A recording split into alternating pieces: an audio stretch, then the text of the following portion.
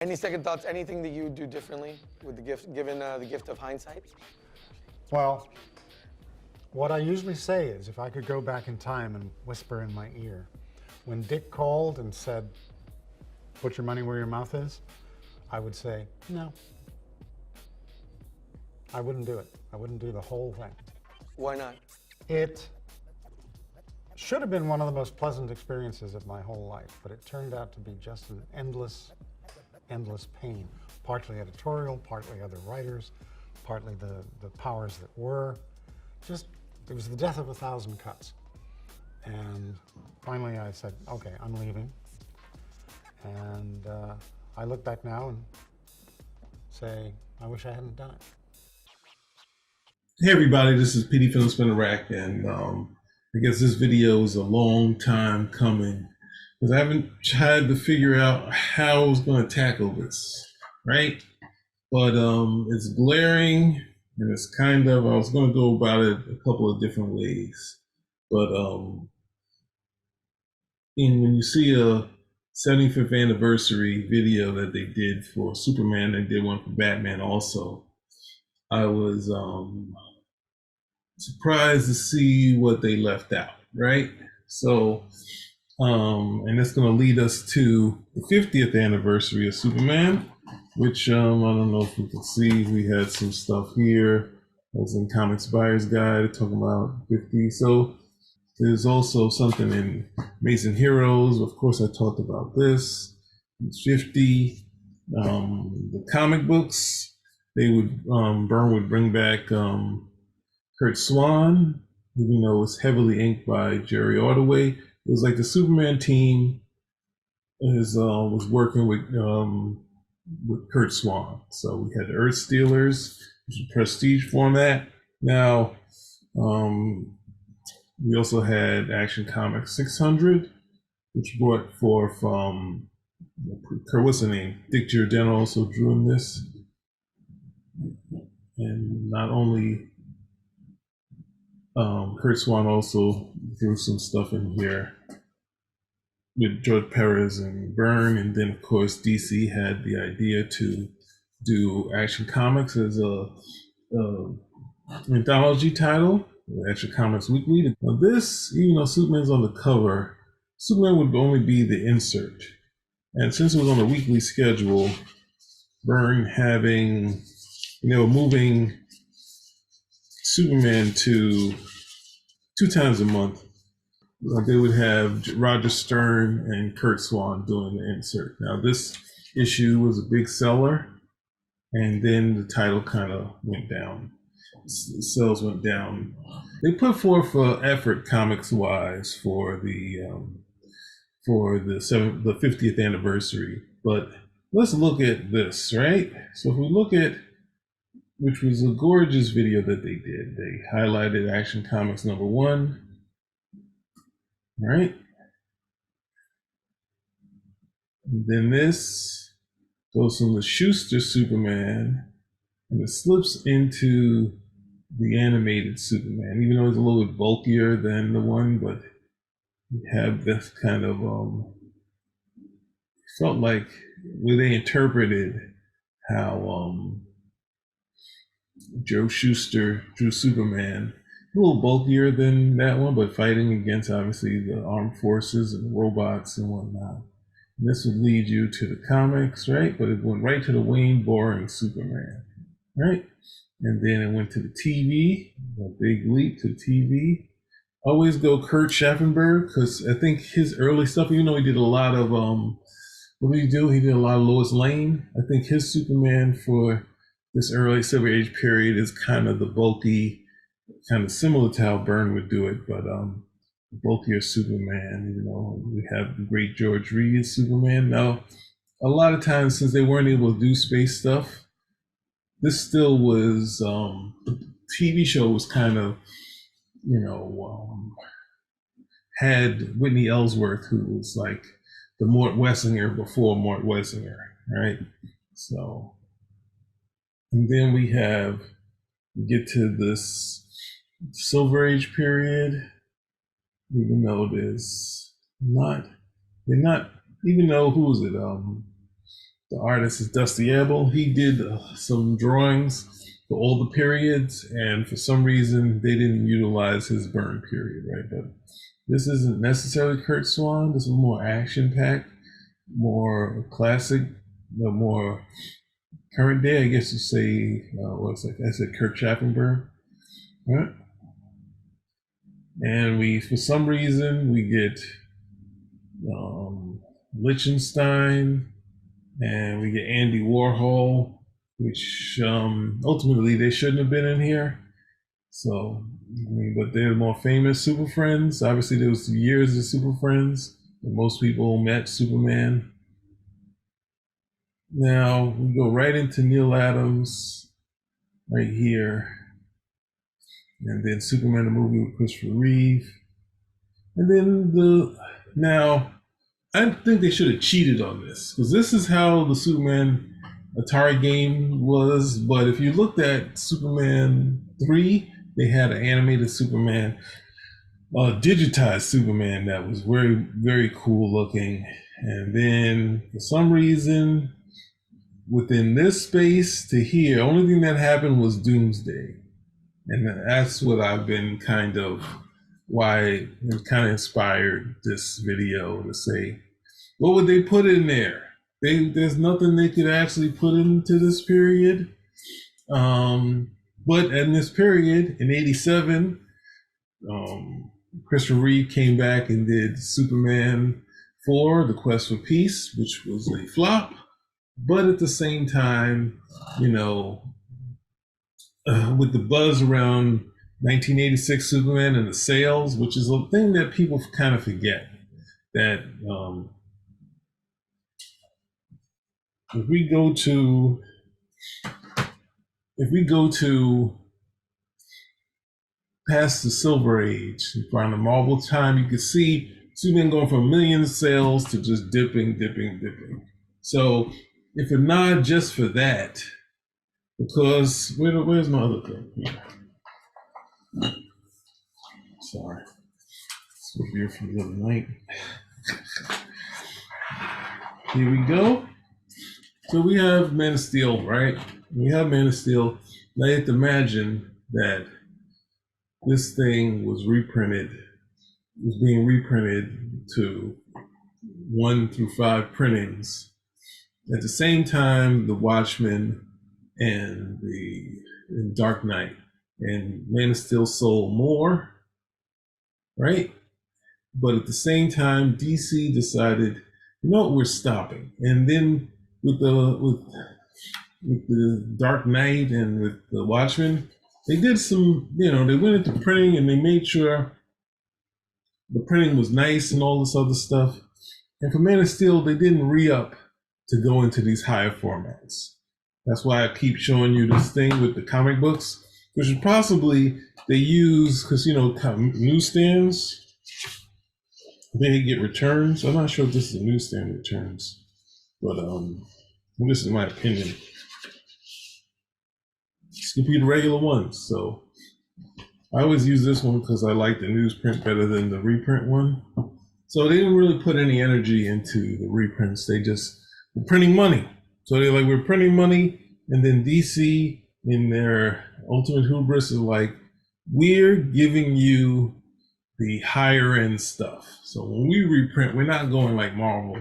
We're reprinting everything that sold. We're reprinting, and Marvel reprint stuff that didn't sell. We're reprinting stuff and putting it into deluxe volumes, like The Killing Joke, right?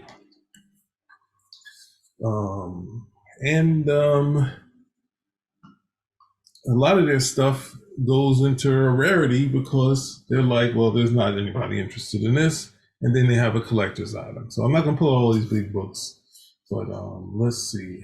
Let's go to the next thing.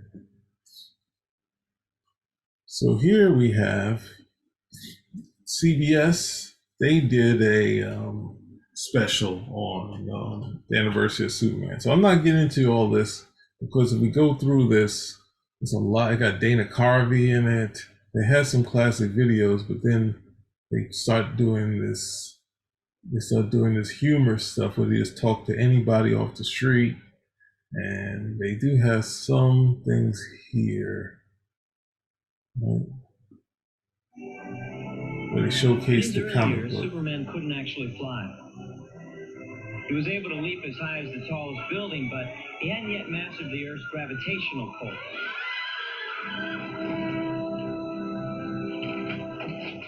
Up, and away! Since that time, however, he's evolved into what many people consider... Now, people look at that and say, oh man, look at the animation on this thing. I just want to point out that if you look at Blade and Spider-Man, they went back to the animating to do more dynamic things, and they would be able to do it in a more successful way than this. But, so I wouldn't throw this out because this is the beginnings of what we would do later, right? So we have this jokey stuff all in here. We even have no Neil doing some jokes, right? And some romance talk. We got a couple people from. So trying to give you, this is the TV celebration of Superman, right?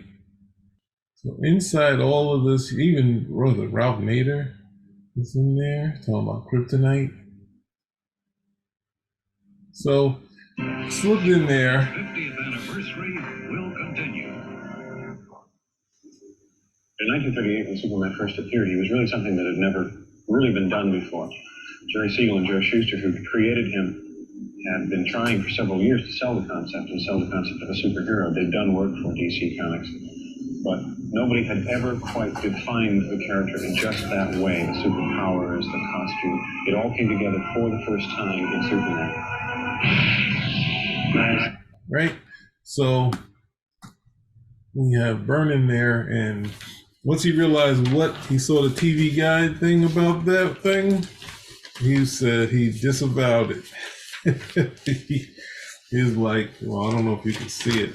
We go into this thing, and this is how it says here, TV tribute disavowed, right? And Byrne's comment on it, right?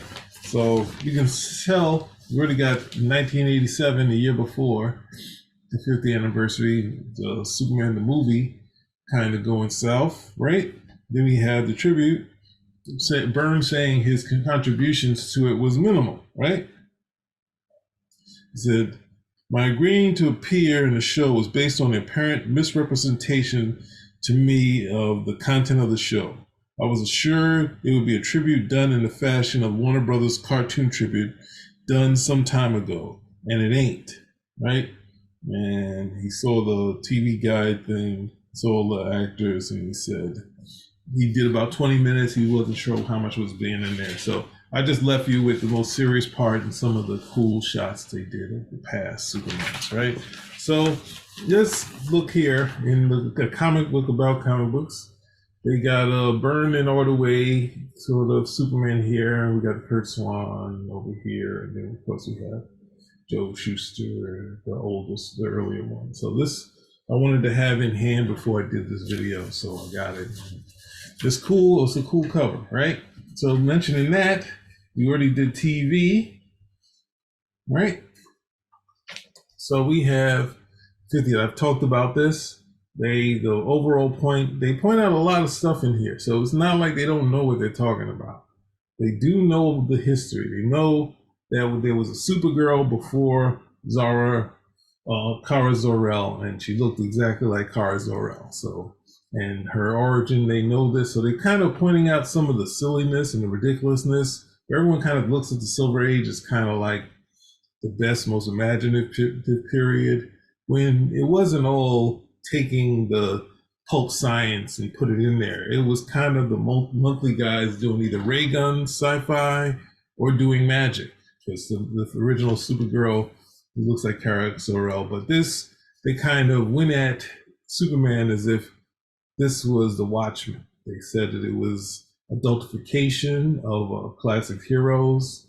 They saying like if you'd see Popeye in a more serious tone or anything like that, and it was saying it was wrong for Superman. When basically it was they just did some trimming of some of the history and stuff like that. They didn't take away the magic of this. There was a lot of magic in it, but at the same time, you know, trying to kind of get some of the real science in there, because a lot of things that were in the Superman universe was because we hadn't had any idea of how space travel was going to go. So we kind of looked at it as driving in our cars, right? So we talked about that.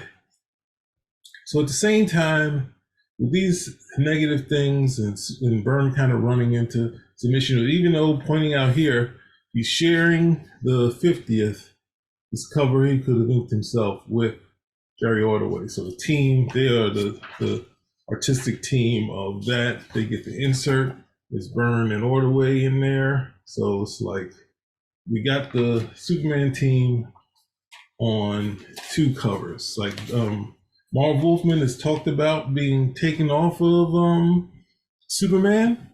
He's also talked about in many articles about his writer's block, right? So it seemed like it was a 10-year writer's block, but at the same time, you're still putting out stuff at the same time.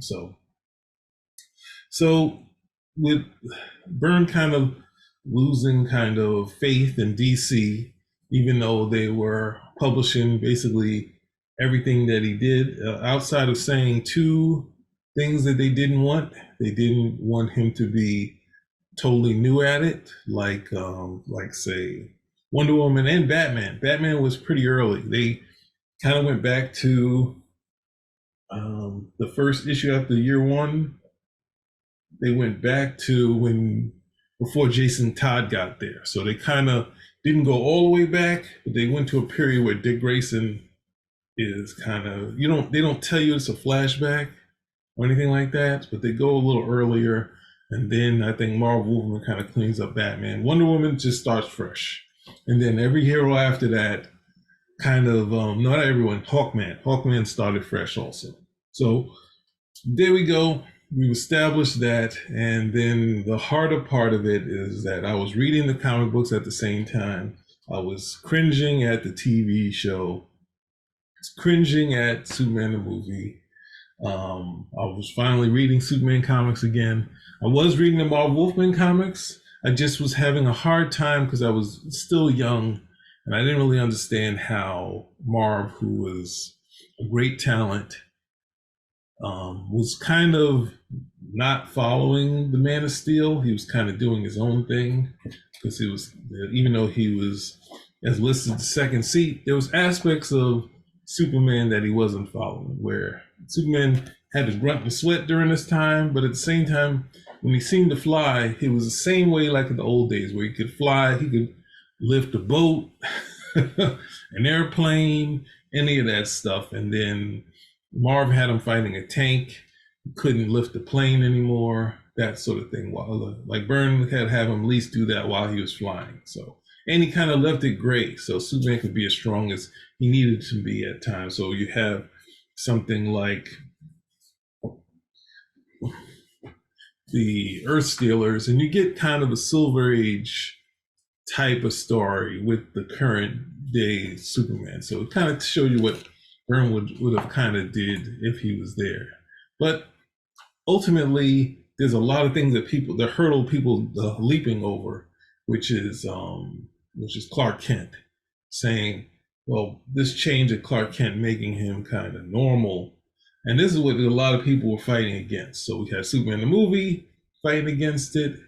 And I can't say the Time magazine was going against it because they didn't mention Clark Kent. And that's the hard part that you have to remember when you're dealing with Clark Kent.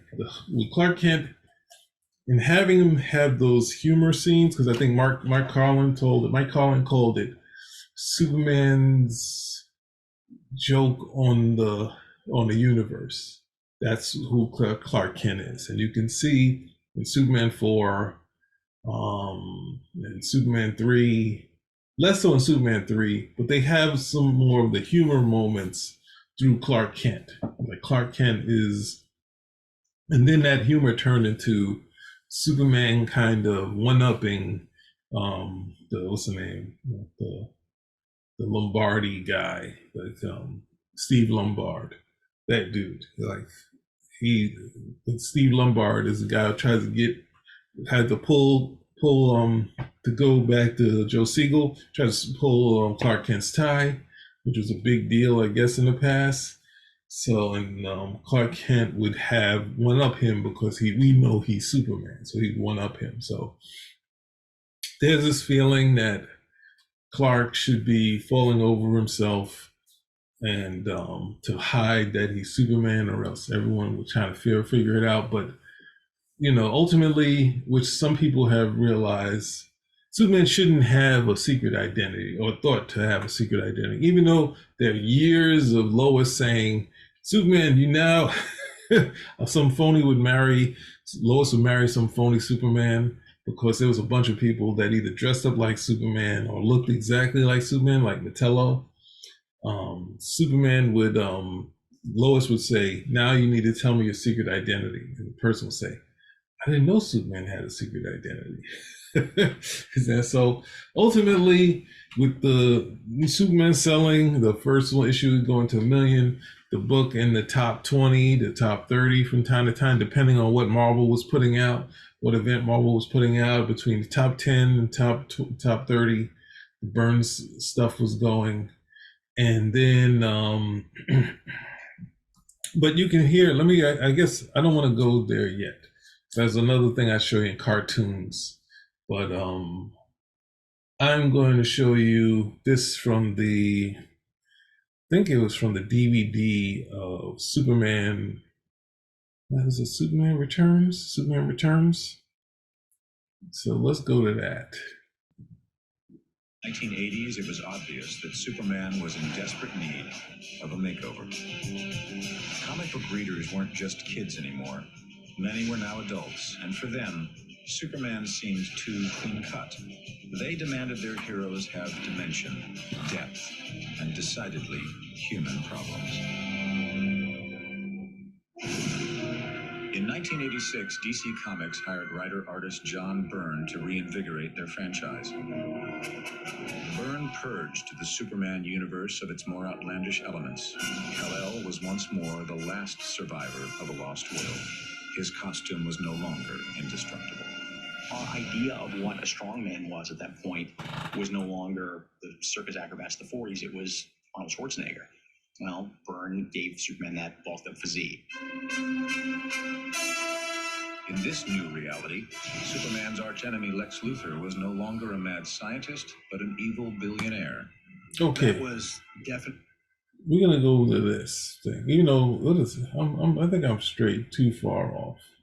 I'm gonna keep going. Sorry. Corporate America in the 80s, Lex Luthor's personality is basically the same, but you can identify with a businessman type screwing you or your favorite character, as opposed to a mad scientist, which really was, by the 80s, a little bit of a hackneyed idea. But when Byrne left the Superman books, sales declined once again. Well, I guess that's it. The thing I guess I will say is that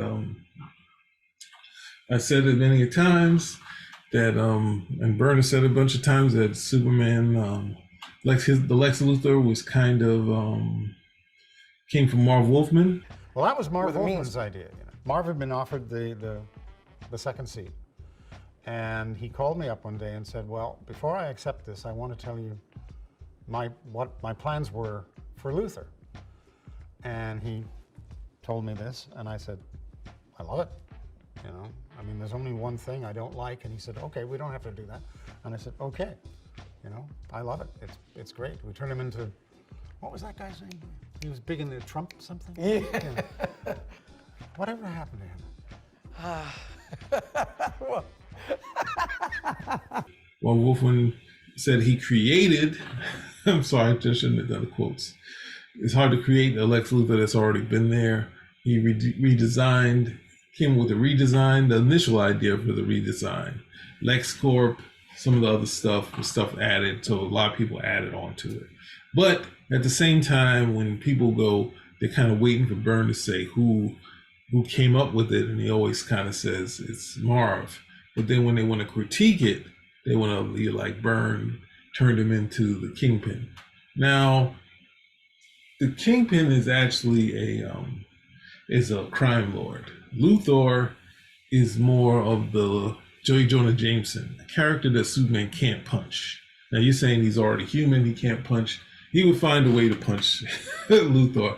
In this one, he couldn't really do anything physically to him, so it would be a battle of wits between Superman and Lex Luthor. But at the same time, with Luthor's money and Luthor thinking Superman's an idiot. As we know, Superman's not an idiot, so Superman would frequently win, but he can't take him to jail. So you have like a thing that was kind of like J. Jonah Jameson, which are kind of the best characters.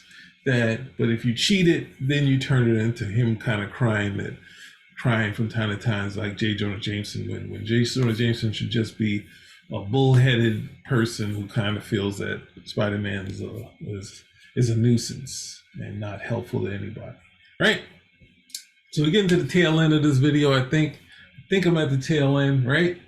Because this is a video is going to be, but it's still kind of keeping the 50th anniversary. I covered movies, I covered TV, covered the comic books, right? The last thing I'm going to cover is this cartoon. And it's probably going to get flagged, but we'll see what happens. The Ruby Spears Superman. Faster than a speeding bullet. More powerful than a locomotive. Able to leap tall buildings in a single bound. Superman. Yes, Superman. Strange visitor from another planet who came to Earth with powers and abilities far beyond those of mortal men. Superman. Who disguised as Clark Kent, mild-mannered reporter for a great metropolitan newspaper, fights the never-ending battle for truth, justice, and the American way.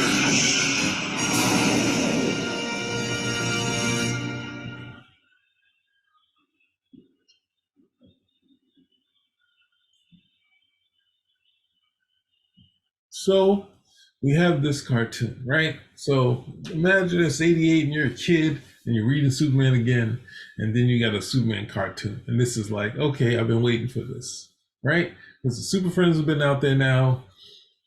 In my opinion, I don't see any extra features on the DVD, so I haven't bought it yet. But I'm thinking about buying this DVD. I've watched all these episodes again. Some of them I vaguely remember as a kid, but I was kind of, I had a hard time understanding what DC was doing, right? So the TV, I understood the TV producers can do whatever they want. The movie people, they can do whatever they want because, you know, Superman, even though Superman #1 was selling like Superman of Steel was selling like hotcakes, why does the movie people have to follow Man of Steel? Why would they? They got Christopher Reeve. They're going to do him, right? So, and then you have Christopher Reeve being a confident Clark Kent. I'm not sure if that would really work out for the movie audience. But going from cartoon, because I've only saw I hadn't seen the Fleischer cartoons, and I've only saw reruns of the I think Filmation Superman, which I liked a lot. I felt, even though they had a very bulky Superman, and at the same time, they'd have some old Clark Kent scenes. Clark Kent talk with a soft voice, and Superman talk with a very deep voice. So it would be a kind of this show that there was a difference between the two, right? So I liked that cartoon. So I was hoping on that, but at the same time, I know that I saw Marv Wolfman's name involved. Right? So I saw Marv Wolfman's name involved, and Marv Wolfman worked on he's one of the creators on this. So I was like, we're gonna get a Superman like the cartoon. We had Gil Kane, who was on there beforehand, and this is a video that I was planning on doing, but I don't have enough material to say this is kind of Marv kind of he wrote the story Bible for this cartoon. the Superman, it's just titled Superman. We know it as the Ruby Spears Superman. It's from 1988. It probably got his green light because Superman was selling so much. But it feels like Ruby Spears wanted to do an animated Superman movie off of the original Superman film, the film with Christopher Reeves. So you have music that's similar to it. The music that's similar to it. You have scenes, Lois and Superman flying around. We have them in the near the Hoover Dam. We have a bunch of scenes from the Superman movie in this, kind of wrapped around Marv's Bronze Age Superman. Now you say we had Gil Kane is doing layouts. Let me try to show you some of that. That was some of the stuff I was supposed to have ready for this video. Within this 50th anniversary, we get this cartoon. We have Gil Kane. You can see Gil Kane has done his, it's similar. This shot is kind of a homage to Superman #1 cover.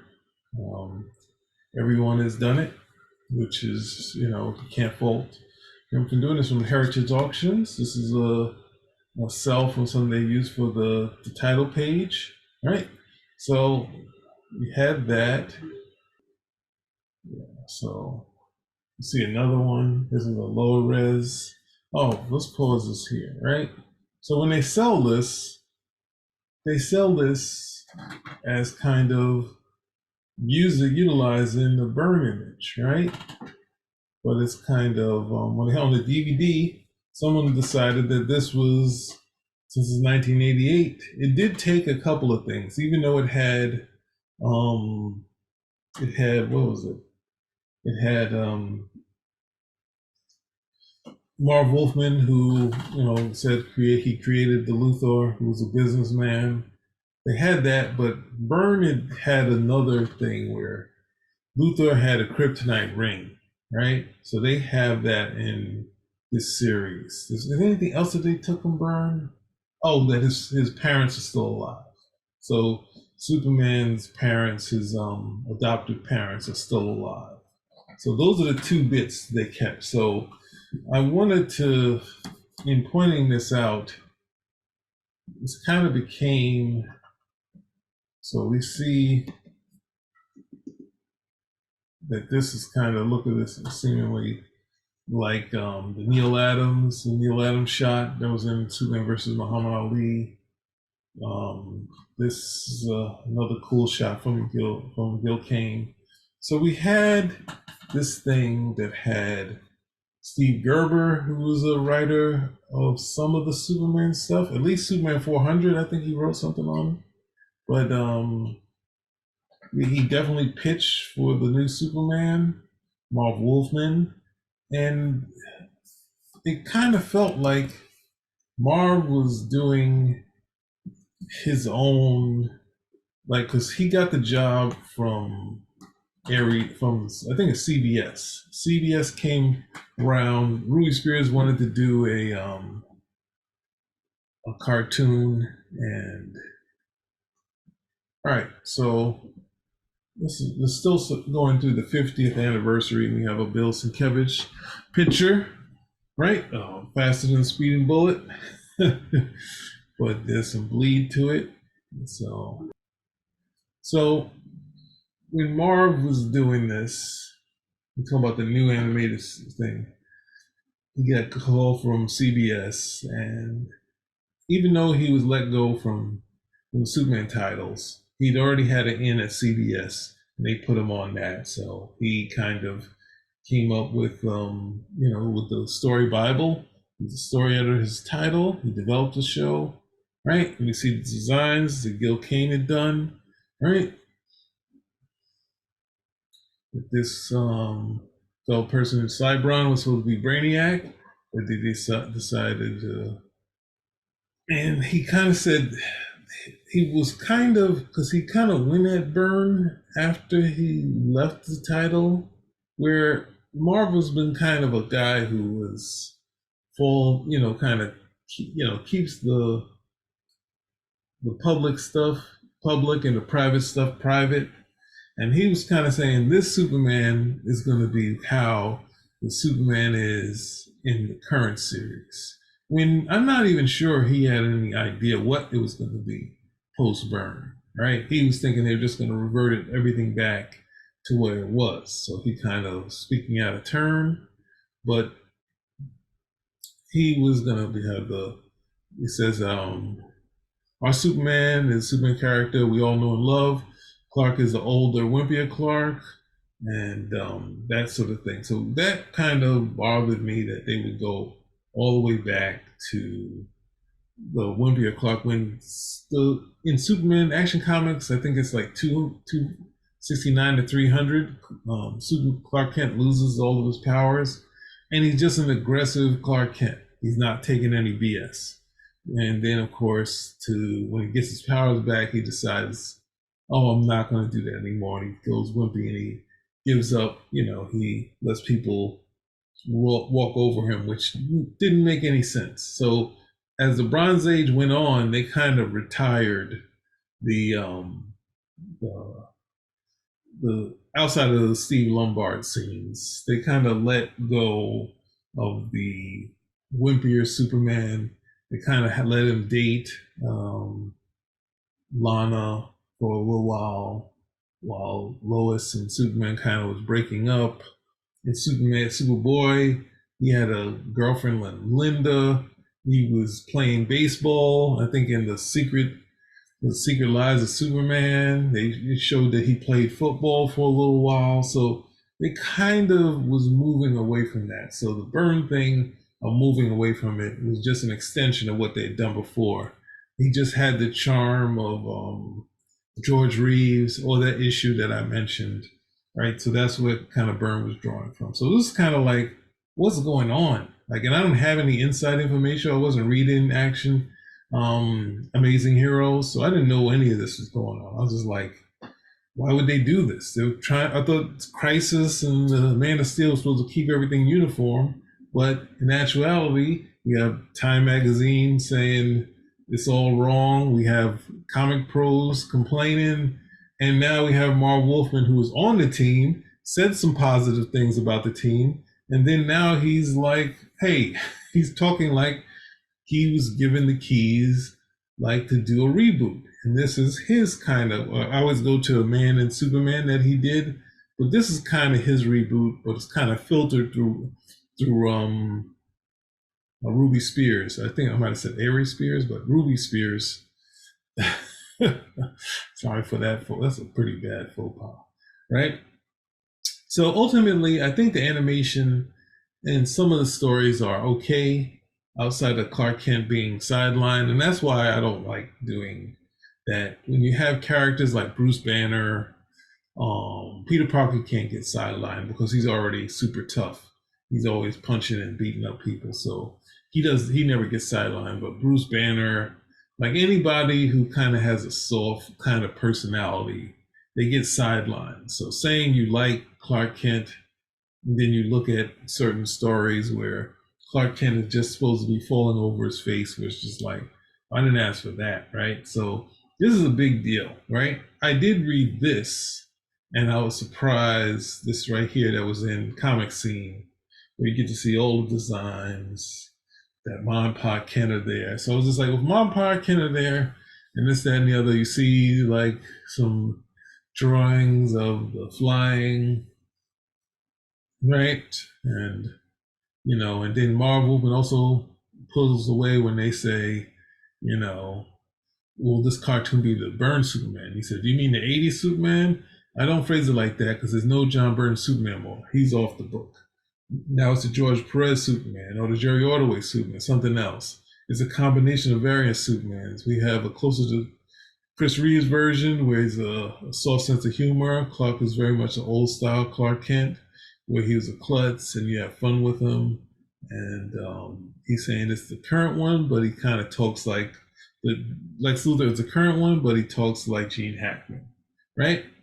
So it's kind of him. So it feels, in my mind, It's a little more Bronze Age because it has Superman the movie, which is a good aspect to have. It has Marv, it has Steve Gerber, it has Martin Pascal.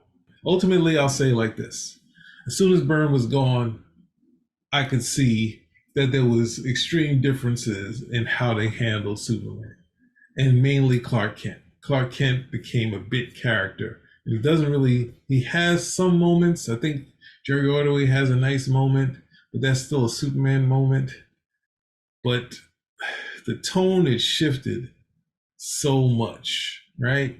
So Superman was similar, even though he was kind of more like the Golden Age, the Bronze Age one that couldn't be hurt, but he could be beat up and knocked around and stuff like that. Because he fights. Roger Stern has him fighting the who's that guy?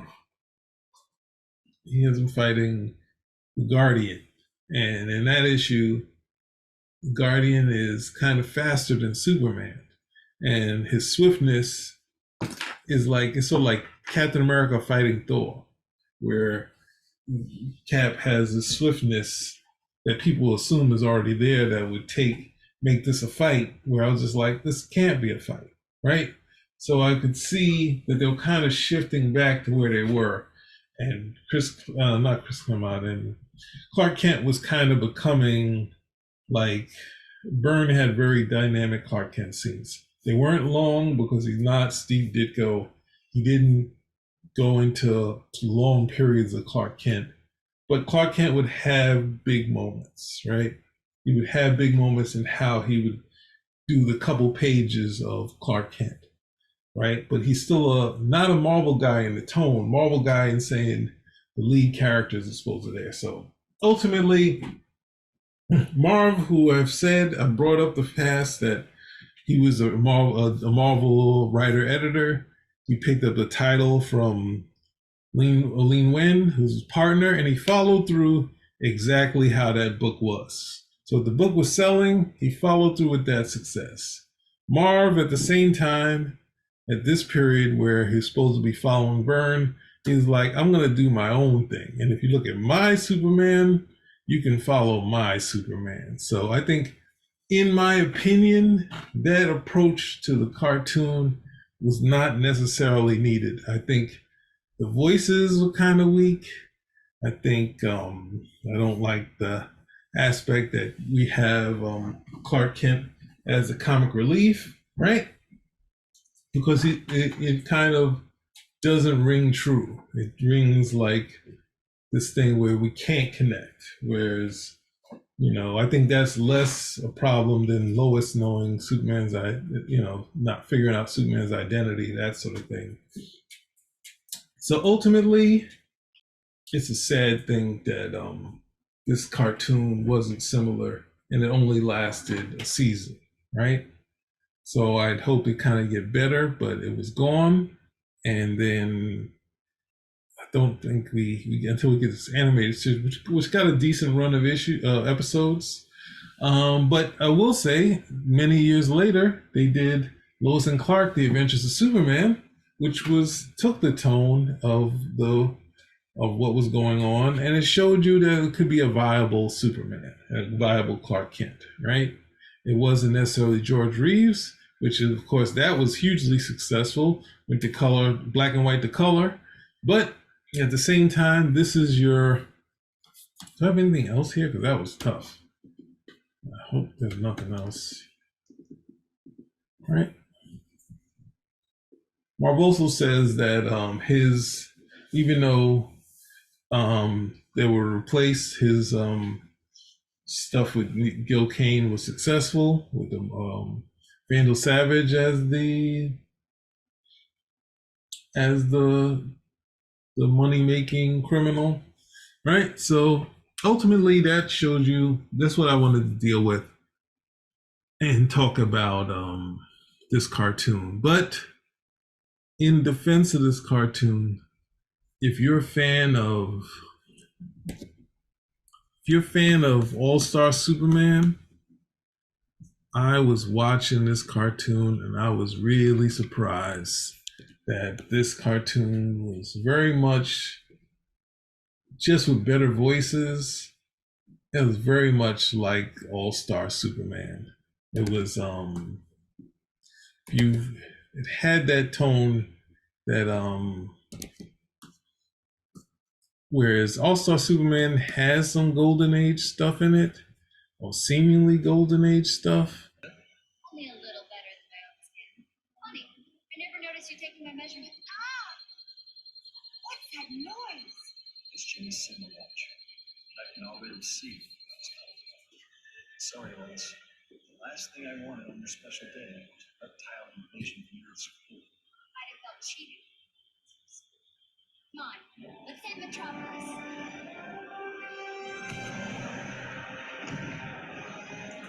I think we're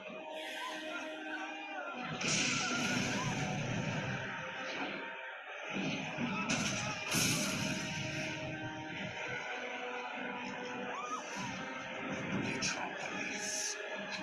Lead your children.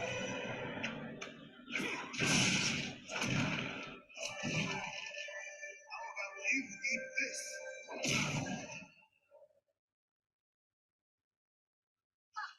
Look who it is. Superman!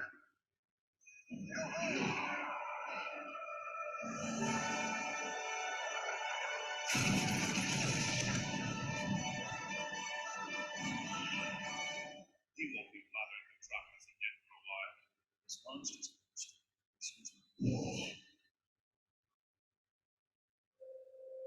always a choice.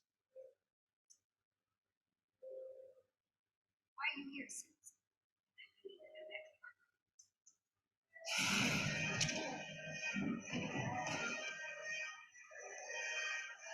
we were, fair Lois. Only your loveliness could tempt me back to this backward century, Alice.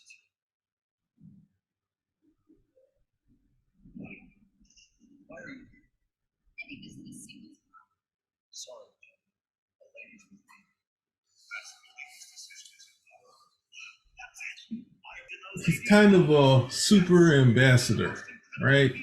Which I don't know he was like that totally. He had some aspect of that in Silver Age, but him and Lois really weren't dating. Lois was interested, but he was kind of like, shoo away type of deal. And also, that's the last thing. Now, Superboy is a little less connected to any of this stuff because Superboy is more the Salkinds. And they had a series that, for all test purposes on syndication was successful. The first season was rocky, but they changed Superboys, and the TV show had an okay run. Like nothing to write home about, but it was in the Baywatch type of category, right? So there you go. The 50th anniversary from hell, right? Where you have Superman being a success in the comics, and ultimately Marvel kind of did what they do with all their events to knock Superman out of this top spot again. But ultimately, the anniversary had where DC was kind of with Crisis was trying to bring everything in line.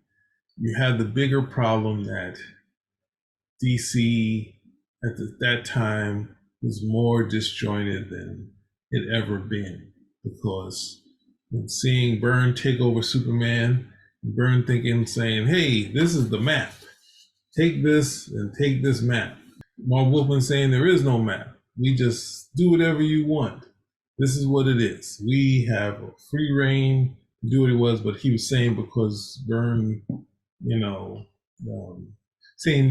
basically saying it was like the image of today, like saying, hey, he came in there, hot guy, hot artist, comes in there, sales go up, and then someone has to come fix it later, which is, it's not really the best way to describe what happened on there, because as soon as Byrne was gone, I could feel there's people who were outside of Perez.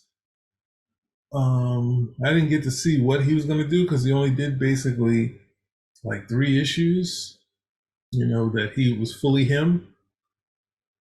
So we didn't get to see what Perez was going to do with the title. He did want to do more of a sci-fi type of thing with them, so you get more Krypton stuff in there.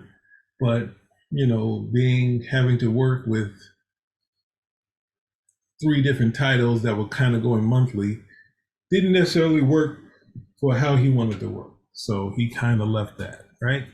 So, but he had big plans. So that's the thing. So if you're a fan, or you were not a fan, or you never saw the Superman cartoon, and you like All-Star Superman, I would suggest you go check out that Superman series from '84, because there's a lot of similarities, because it didn't feel totally Silver Age to me.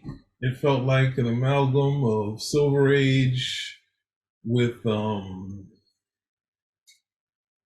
Bronze Age, with some more cynicism. And then, instead of having his parents around, he has to go back in time in the comic book to see his father or something like that. So if you're kind of a fan of that, you can see it more when you watch the cartoon, because he's kind of this, in the cartoon, he's kind of a Superman ambassador, like this guy who kind of the space traveler, but he's kind of the protector and of Earth, but at the same time he's kind of this ambassador to the new world. So he introduces himself like, "Hey, you're an alien, I am Superman," and then get punched in the face or gets fooled. 2 aliens come and he can't figure out who is. So it's kind of a Superman that kind of walks into things not knowing stuff, being fooled by these evil people. So it's kind of a classic kind of superhero story, but at the same time, one thing we saw from the Superman the movie, or even the earlier cartoon, in the earlier comic book, Superman was not impressed by Lex Luthor's intelligence, not at all. There was no second where it was just like, hey, Luthor should be more underestimated Superman than Superman walking into all of the traps type that he would do, and Luthor kind of feeling sad about what he did. So I rambled on towards the end of this because it was just shocking to read that. But yeah, I guess that's it. The anniversary went left. Spinner Rack is out.